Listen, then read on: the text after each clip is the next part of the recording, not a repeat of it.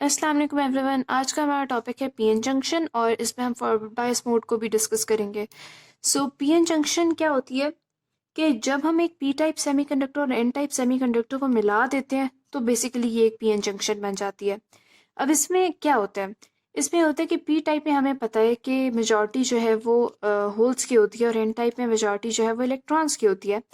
ठीक है, तो होता यूं है कि यहाँ से अगर कोई इलेक्ट्रॉन यहाँ पे डिफ्यूज कर जाए और किसी पॉजिटिव एटम कोई पॉजिटिव एटम इस इलेक्ट्रॉन को एक्सेप्ट कर ले तो वो एक नेगेटिव आयन में कन्वर्ट हो जाता है। और यहाँ से अगर पॉजिटिव चार्ज या होल यहाँ पे मूव करके कोई डोनर एटम उसके साथ बॉन्ड बना ले तो वो बेसिकली एक पॉजिटिव चार्ज बन जाता है।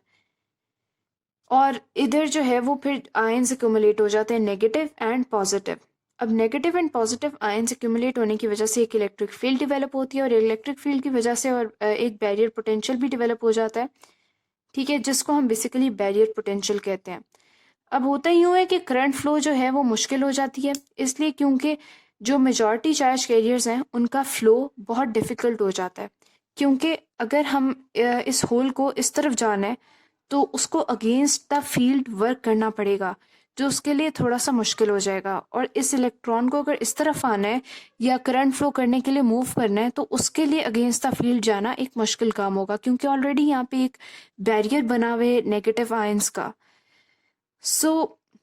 ये जो इलेक्ट्रिक फील्ड होती है ये फिर माइनॉरिटी चार्ज कैरियर्स का फ्लो इजी कर देती है। लाइक अगर यहाँ पे एक होल है तो वो along the field easily move कर सकता है, लेकिन इलेक्ट्रॉन नहीं कर सकता। इसी तरह यहाँ पे इलेक्ट्रॉन है तो वो इजीली मूव कर सकता है, लेकिन होल नहीं कर सकता, क्योंकि यहाँ पे उसको अगेंस्ट द फील्ड जाना पड़ेगा।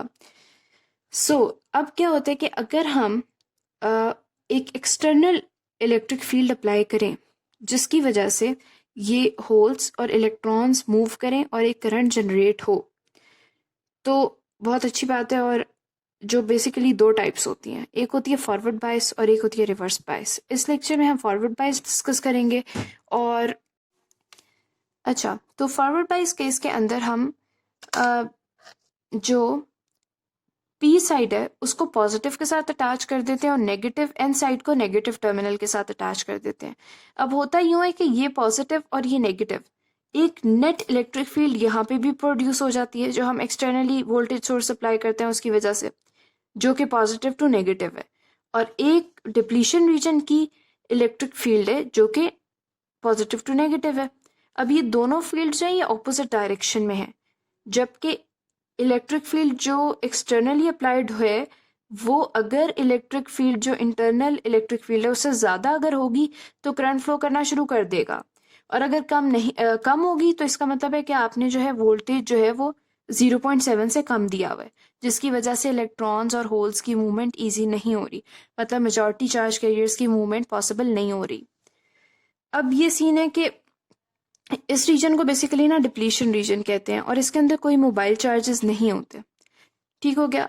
अब यहाँ पे हमने एक एक्सटर्नल इलेक्ट्रिक फील्ड अप्लाई कर दी जिसकी वजह से ये इलेक्ट्रिक फील्ड जो थी ना ये ज़्यादा थी एज कम्पेयर टू E1। तो हुआ ये कि उसने इसके इफेक्ट को तो कैंसिल कर दिया और अब इजीली होल्स आराम से पॉजिटिव टू नेगेटिव मूव करेंगे और इलेक्ट्रॉन्स जो है वो आराम से नेगेटिव टू पॉजिटिव मूव करेंगे। जब ये होल इस रीजन में पहुंच जाएगा यहाँ पे, ठीक है, तो ये इधर से बैटरी के नेगेटिव टर्मिनल के साथ कनेक्टेड है यहाँ पे। ठीक है, ये नेगेटिव टर्मिनल के साथ कनेक्टेड है तो होल यहाँ पे नेगेटिव टर्मिनल इसको अपनी तरफ अट्रैक्ट कर लेगा और ये होल यहाँ पे आ जाएगा। अब सिमिलरली यहाँ से इलेक्ट्रॉन जो है वो भी along the electric field, along the field मतलब फील्ड तो पॉजिटिव से नेगेटिव है, इलेक्ट्रॉन का पॉजिटिव साइड पे जाना बहुत ईजी हो जाएगा, तो वो इजीली पॉजिटिव साइड पे पहुंच जाएगा और यहाँ से उसको positive terminal of battery attract कर लेगा।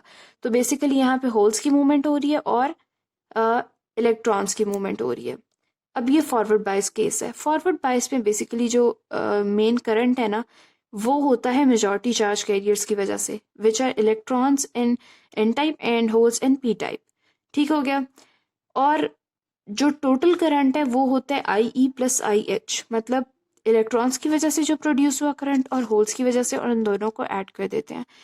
मेनी टाइम्स और मोस्ट ऑफन जो है वो ये करंट जो है वो मिली एम्पियर्स में होता है। ठीक है, फॉर फॉरवर्ड बायस। जैसे जैसे हम इलेक्ट्रिक फील्ड बढ़ाते जाते हैं वोल्टेज भी बढ़ता जाता है, जो एक्सटर्नल वोल्टेज है, ठीक है। तो एक्सटर्नल वोल्टेज जब बढ़ता जाता है तो इस इलेक्ट्रिक फील्ड का तो इफेक्ट नलीफाई हो गया। इसका मतलब ये कि अब ये आयंस जो है वो रेजिस्टेंस ऑफर नहीं कर रहे और आहिस्ता आहिस्ता डिप्लीशन रीजन की जो विड्थ है वो कम होती जाती है फॉरवर्ड बायस के केस में, ठीक हो गया। अब ये है कि जिस तरह वोल्टेज बढ़ाते जाएंगे करंट भी बढ़ता जाएगा। पहले वोल्टेज कम था, आहिस्ता आहिस्ता हम यहाँ पे पहुंचे 0.7 पे, जो इसका पोटेंशियल बैरियर था सिलिकॉन के केस में। तो आहिस्ता आहिस्ता वोल्टेज बढ़ा और आहिस्ता आहिस्ता करंट भी बढ़ता गया। सो आज का लेक्चर बस इतना ही था। आई होप कि आपको अच्छा लगा होगा। अगर अच्छा लगा तो इस वीडियो को लाइक करें और चैनल को सब्सक्राइब करें। Thank you.